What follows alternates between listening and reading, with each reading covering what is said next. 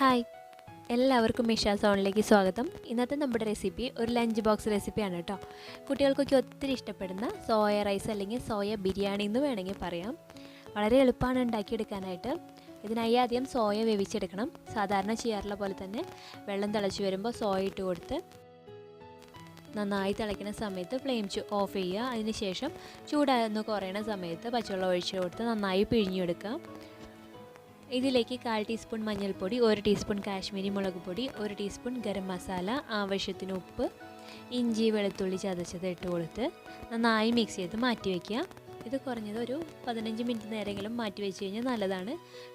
സോയയിലേക്കും മസാലയ്ക്കും പിടിച്ച് നല്ല ടേസ്റ്റായി വരും. ഇനി ഒരു പാനിലേക്ക് ഓയിൽ ഒഴിച്ച് ഈ സോയയ്ക്കൊന്ന് ഫ്രൈ ചെയ്തെടുക്കണം. ഇനി ഒരു കുക്കറിലേക്ക് 3 ടേബിൾ സ്പൂൺ നെയ്യ് ഒഴിച്ച് കൊടുത്ത് പട്ട, ഗ്രാമ്പു, ഏലക്കായ, പെരിഞ്ജീരകം എന്നിവ ഇട്ട് കൊടുക്കാം.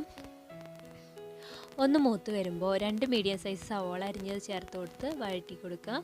അതിലേക്ക് ഇഞ്ചി വെളുത്തുള്ളി ചതച്ചത് ഇട്ട് കൊടുത്ത് പച്ചമണം മാറി വരുന്ന സമയത്ത് മസാലപ്പൊടികൾ ഓരോന്നായി ചേർത്ത് കൊടുക്കാം. 1/4 ടീസ്പൂൺ മഞ്ഞൾപ്പൊടി, 1/2 ടീസ്പൂൺ മുളക് പൊടി, 1 ടീസ്പൂൺ മല്ലിപ്പൊടി, 1/2 ടീസ്പൂൺ ഗരം മസാല ഇട്ട് കൊടുത്ത് പച്ചമണം മാറി വരുന്ന സമയത്ത് 2 തക്കാളി ചെറുതായി അരിഞ്ഞത് ഇട്ട് കൊടുത്ത് വഴറ്റിയെടുക്കാം. ഇതിലേക്ക് മാഗിയുടെ 2 ചിക്കൻ ക്യൂബ്സാണ് ചേർത്ത് കൊടുക്കുന്നത്. ഇത് തികച്ചും ഓപ്ഷനിലാണ്. ചേർത്ത് കൊടുത്തു കഴിഞ്ഞാൽ നല്ല ടേസ്റ്റാണ് ഉണ്ടാവുക. കുട്ടികൾക്കൊക്കെ ഒത്തിരി ഇഷ്ടമാവും. പക്ഷേ അതിൽ ഉപ്പുള്ള കാരണം പിന്നീട് നമ്മൾ ഉപ്പ് നോക്കിയിട്ട് വേണം ചേർക്കാനായിട്ട്. ഈ മസാല നന്നായിട്ട് വഴണ്ട് എണ്ണ തെളിഞ്ഞ് വരുന്ന സമയത്ത് നമ്മൾ ഫ്രൈ ചെയ്ത് മാറ്റി വെച്ചിട്ടുള്ള സോയ ഇട്ട് കൊടുക്കാം. സോയ ഇട്ടതിന് ശേഷം കുറച്ചധികം നേരം ഒന്ന് റോസ്റ്റ് ചെയ്തെടുക്കണം. അതിലേക്ക് 1/2 കപ്പ് ചൂടുവെള്ളമാണ് ഒഴിച്ചു കൊടുക്കുന്നത്. ഞാൻ 1 കപ്പ് ബിരിയാണി റൈസാണ് എടുത്തിട്ടുള്ളത്. 1 കപ്പിന് 1/2 കപ്പ് വെള്ളം എന്നുള്ള കണക്കാണ് വേണ്ടത്. 1 കപ്പ് ബിരിയാണി റൈസ് കഴുകി ഒരു 20 മിനിറ്റ് നേരം വെള്ളത്തിൽ കുതിർത്ത് വെച്ചതിന് ശേഷം വാറ്റി വെച്ചിട്ടുള്ള അരിയാണ് നമ്മൾ ഇതിലേക്ക് ചേർത്ത് കൊടുക്കേണ്ടത്.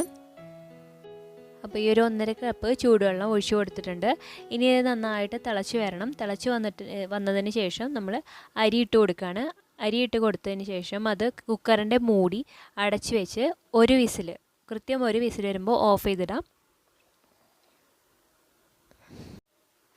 കുക്കറിലെ സ്റ്റീം മൊത്തം പോയി കഴിയുമ്പോൾ തുറന്ന് നോക്കാം. തുറന്ന് നോക്കുമ്പോൾ നമ്മുടെ സോയ റൈസ്, നല്ല ടേസ്റ്റി സോയ റൈസ് റെഡി ആയിട്ടുണ്ടാവും.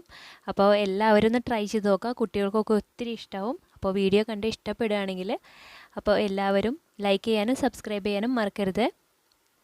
അപ്പോൾ എല്ലാവർക്കും ഇഷ്ടപ്പെട്ടെന്ന് വിചാരിക്കുന്നു. താങ്ക്